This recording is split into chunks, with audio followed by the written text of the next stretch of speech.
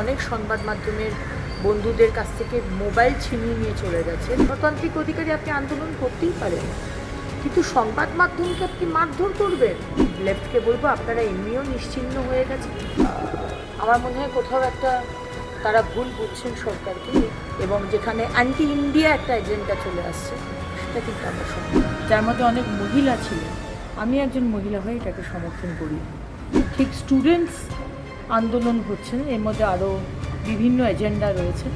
এই গতিটাকে কোথাও একটা থামাতে চাইছেন, এর পিছনে অন্য এজেন্ডা রয়েছে। অনেক সংবাদ মাধ্যমের বন্ধুদের কাছ থেকে মোবাইল ছিনিয়ে নিয়ে চলে গেছে, যেখানে শিলাদিত্য আমাদের একজন সংবাদ মাধ্যমের বন্ধু, তাকে মারা হয়েছে, সে হাসপাতালে ভর্তি। তাহলে কেন মিছিল ডাকেন? যদি সামলাবাড়ি একটা সামান্য মিছিলকে সামলাতে না পারে, তার মধ্যে বিভিন্ন জায়গা থেকে পার্টিকুলার একটি কমিউনিটি তারা ঢুকে গেছে, তারা ঢুকে গিয়ে অসভ্যতামি মারধর করেছে, এ কোন মিছিল, এ কোন এজেন্ডা? গণতান্ত্রিক অধিকারী আপনি আন্দোলন করতেই পারেন, কিন্তু সংবাদ মাধ্যমকে আপনি মারধর করবেন।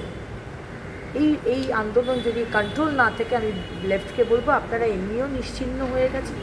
এই ধরনের মানে ইনডিসিপ্লিন দয়া করে করবেন না।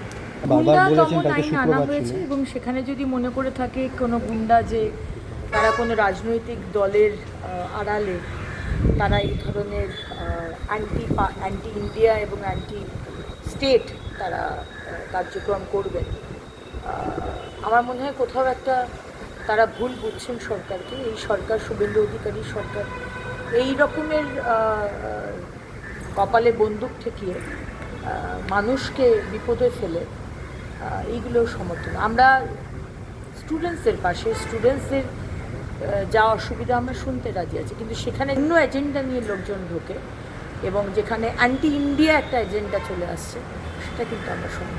আজকে স্টুডেন্টসদের যদি কোনো কিছু বিষয় থাকে, তাহলে সেটা আলোচনার মাধ্যমে, আমার মনে হয় আলোচনার মাধ্যমে সব কিছুই সলভ করা যায়।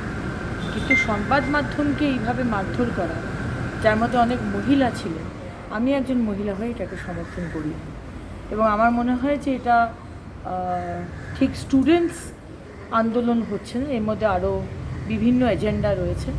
বিভিন্ন অন্য দল যারা ভারতবর্ষকে ছোট করে দেখতে চাইছেন, ছোট করে দেখাতে চাইছেন পৃথিবীর সামনে, মাননীয় প্রধানমন্ত্রী যেভাবে ভারতবর্ষকে এগিয়ে নিয়ে যাচ্ছে, এই গতিটাকে কোথাও একটা থামাতে চাইছেন, এর পিছনে অন্য এজেন্ডা রয়েছে। দুটো জিনিস, একটা হকার যারা রয়েছে তাদেরকে মাননীয় মুখ্যমন্ত্রী বলছেন পুজো অবধি আমরা তাদেরকে হাত দিচ্ছি, পুজোর পর আমরা দেখব কীভাবে কী করা যায়। আরেকটা হচ্ছে পার্কিং, ইনলিগাল পার্কিং কিন্তু আমরা কোনো মতেই চলতে দেবো না। আপনি যদি মনে করে থাকেন যে আমি ফুটপাতে বাইক রাখবো, গাড়ি রাখবো, এটা কিন্তু অ্যালাউড নয়। তাই আপনাদের সবাইকে বলছি, আপনাদের মাধ্যমে বাংলার সাধারণ মানুষকে, ফুটপাতে গাড়ি, বাইক, সাইকেল, রিক্সা রাখবেন না।